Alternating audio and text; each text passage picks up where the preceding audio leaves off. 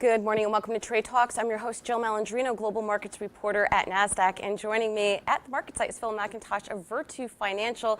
And everyone knows what ETFs are and they love to have them in their portfolios, but how do they trade? Let's get into the mechanics behind that. Phil, thank you very much for joining us today. And that really is the question. How do ETFs trade? Well, I think the most important thing to remember is that ETFs are a ticker that's on an exchange, but they're also a portfolio. They're a mutual fund and a basket of stocks that has their own value and it tracks with the underlying stocks in the market.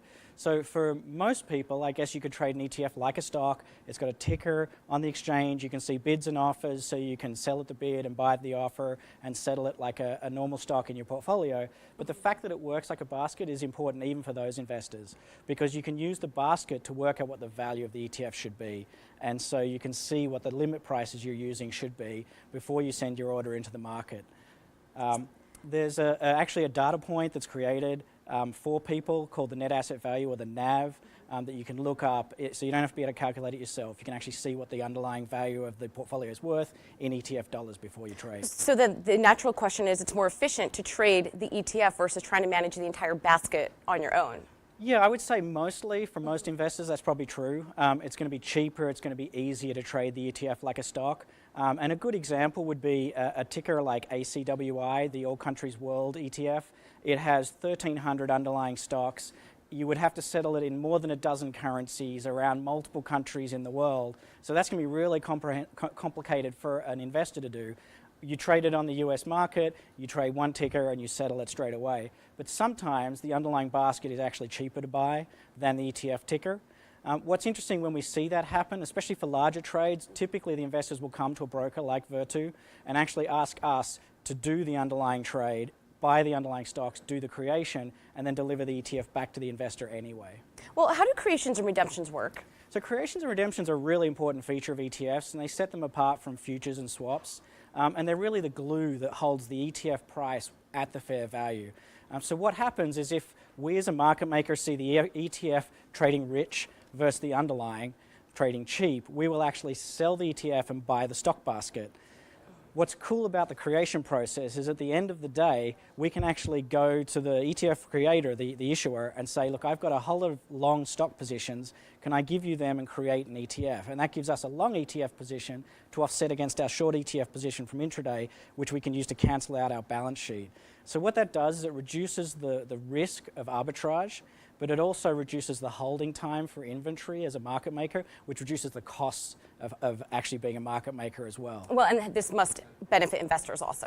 Yeah, so it benefits investors in two ways. It reduces the cost for market making, which means we get tighter spreads in the market as well. So the difference on the ETF's bid and offer gets smaller, which means for an investor trying to buy the offer and then sell the bid to get out of the ETF later, the cost of that trade is lower. But also it means the ETF tracks the net asset value, or the fair value of the ETF, much better during the day.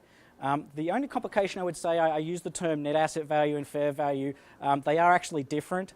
And so net asset value is calculated off the actual portfolio holdings values.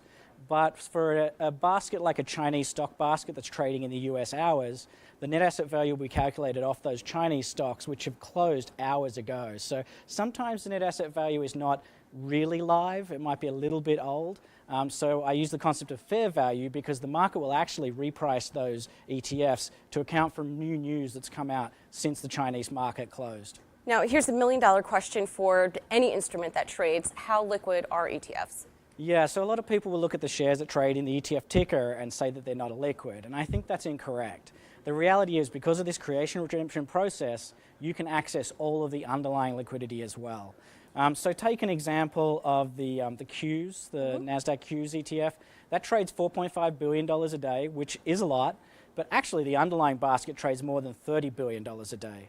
So there's a lot of liquidity in those underlying securities. And what's important isn't for the Qs, it's for a ticker like PY, which is a much less liquid looking ETF, but it has the same kinds of securities in the basket. So actually that ticker has just as much underlying liquidity as something like the Qs, even though when you look at it on the screen, the ticker trades about $2,000 a day.